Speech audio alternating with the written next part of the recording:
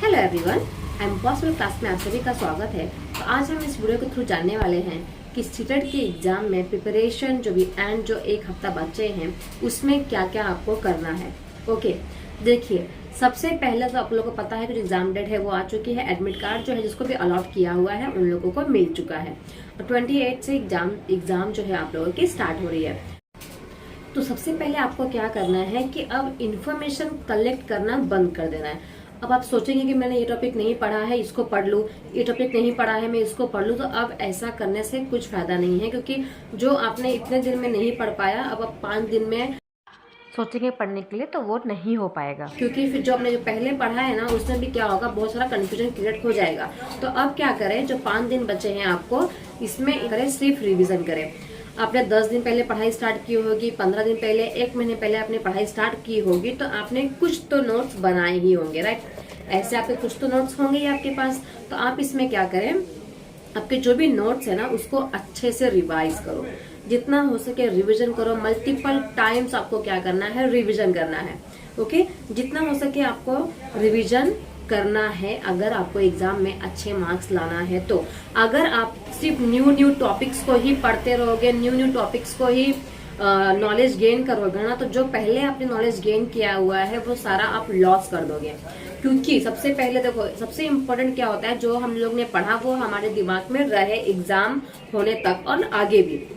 तो उसके लिए क्या करना पड़ता है, हमें मल्टीपल टाइम्स रिविजन करना पड़ता है। और जो प्याजे है, वाइगॉथ के ये जो थियरीज है ना वो बहुत इंपॉर्टेंट है, और जितनी बार आप उसका रिविजन करोगे उतना ज्यादा आपका जो कॉन्सेप्ट है वो क्लियर होगा। ओके, तो जितना मतलब हो सके उतना ज्यादा आप क्या करें, रिविजन करें। नेक्स्ट, इस सारा मैंने लिख के रख लिया कि आपको क्या क्या करना है, ताकि मैं एक भी टॉपिक जो है वो मिस ना करूँ। नेक्स्ट जो है, प्रीवियस जो आपके एग्जाम पेपर है उसको सॉल्व कीजिए आप। रिविजन हो जा रहा है, आपका टाइम बच रहा है, जितना हो सके उतना प्रीवियस ईयर पेपर को सॉल्व करने की कोशिश कीजिए।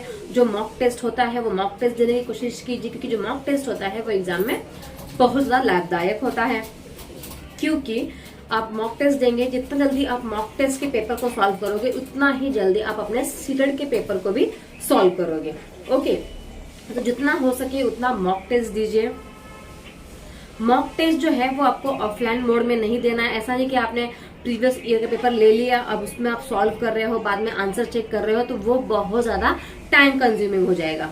ओके, तो आप क्या करेंगे, ऑनलाइन मोड में बहुत सारे आपको क्या मिलते हैं, पेपर्स मिलते हैं, वहां से आप पेपर उठा लीजिए और क्या करें, प्रैक्टिस करिए।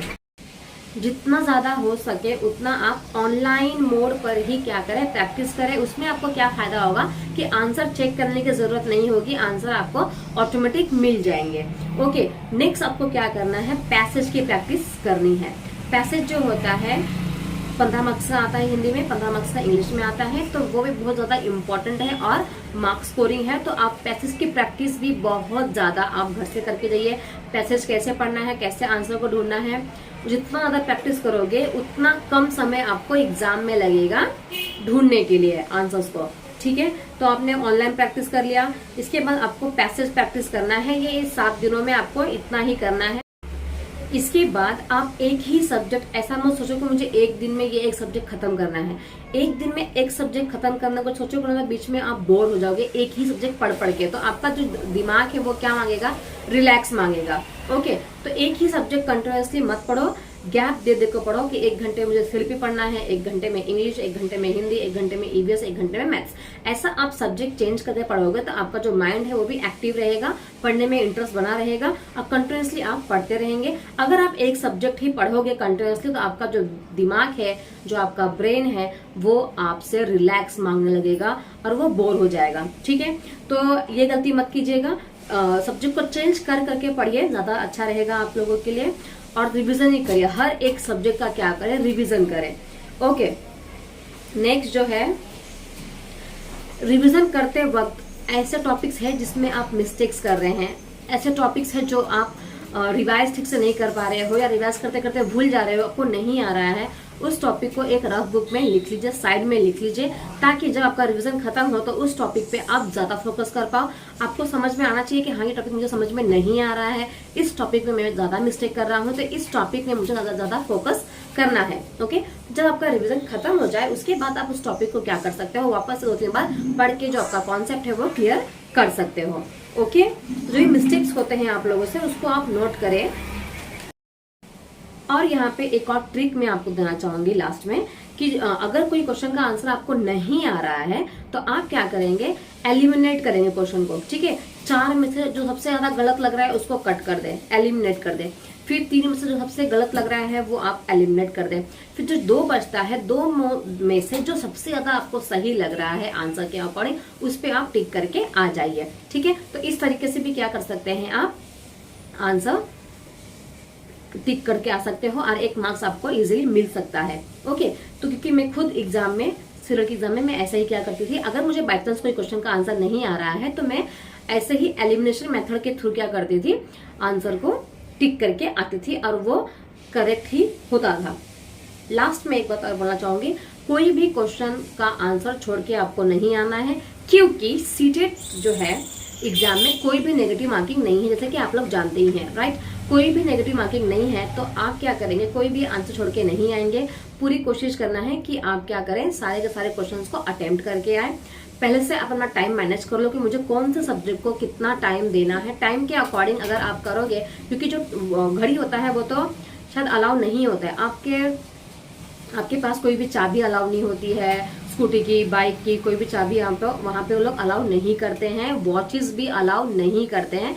हर एक जो क्या बोलते हैं, आपका जो एग्जामिनेशन हॉल होता है तो वहां पे वॉच होते हैं। ठीक है, जो दीवार घड़ी होती है वो वहां पे होती है, तो आप उसके अकॉर्डिंग अपने टाइम को मैनेज कर सकते हो कि अगर समझ लो मेरा एग्जाम 12 बजे स्टार्ट हो रहा है तो मुझे 12 से 12:15 तक सीडीपी करना है, 12:15 से लेकर 12:30 तक मुझे एसएस कंप्लीट करना है। तो ऐसा आप घर से ही एक बुक में टाइम मैनेज कर लीजिए कि मुझे कौन से सब्जेक्ट को कितना मार्क्स, कितना टाइम देना है। उसके अकॉर्डिंग क्या कर सकते हैं, अपने पेपर को टाइम से कंप्लीट कर सकते हैं। ओके, उसके रिगार्डिंग मैं एक अलग वीडियो बना दूंगी डिटेल में, ताकि आपको कोई दिक्कत ना हो। सबसे इंपॉर्टेंट चीज ये मैं बोलना चाहूंगी कि एग्जाम जो है 1 हफ्ते बचे हैं, आपको सिर्फ क्या करने के लिए बोला, मैंने रिवीजन करने के लिए बोला, जो प्रीवियस ईयर पेपर है वो करिए और मॉक टेस्ट कीजिए। ओके, तो अब आप जो 5 दिन बचते हैं उसमें आप वीडियोस देखना, यूट्यूब पे वीडियोस देखना बंद कर दीजिए, क्योंकि देखिए न्यू इन्फॉर्मेशन कलेक्शन की कोई भी आपको जरूरत नहीं है। आपको जरूरत है बहुत सारे प्रैक्टिस की, बहुत ज्यादा रिवीजन की। रिवीजन कैसे होगा, जो आपने नोट्स बनाए हैं उससे रिवीजन आप लोगों का होगा। तो फिर वीडियो देख के क्या टाइम पास करना है, राइट। भले ही फिर मेरा वीडियो हो या किसी और का वीडियो हो, कोशिश करिए कि ये हफ्ते के लिए आप वीडियोस ना देखें। हाँ, बहुत ज्यादा जरूरी है, कोई कॉन्सेप्ट समझ में नहीं आ रहा, जो अपने नोट्स बनाए हैं उसमें से अगर जिन पैजे के थ्योरी में कोई प्रॉब्लम है तो आप जाके उस थ्योरी को देख सकते हो, उसमें कोई प्रॉब्लम नहीं है। बट बिना मतलब का कि 130 मार्क्स कैसे लेके आए, 140 मार्क्स कैसे लेके आए, 10 दिन में पढ़ाई कैसे करें, ये सारी वीडियोस आप मत देखिए, क्योंकि सब टाइम वेस्ट होने वाली वीडियोस है। हम लोग का काम है वीडियोस बनाना, क्योंकि हम टीचर्स हैं तो हम पढ़ाएंगे ही, अपने जो आइडियाज है, जो है थॉट्स है वो तो हम शेयर करेंगे ही, राइट। पर आपका काम क्या है अभी फिलहाल में, सेल्फ स्टडी करना। तो जितना हो सके उतना सेल्फ स्टडी कीजिए, रिविजन करिए, प्रैक्टिस करिए। ओके, तो इतना ही मुझे आप लोगों के साथ शेयर करना था। अगर कुछ डाउट है आप लोगों को तो आप मुझे कमेंट सेक्शन में बता सकते हैं। तब तक के लिए thank you so much everyone. मिलेंगे नेक्स्ट वीडियो में। चैनल को सब्सक्राइब नहीं किया है, चैनल को सब्सक्राइब कर ले और लाइक कमेंट जरूर करें। Okay, thank you so much.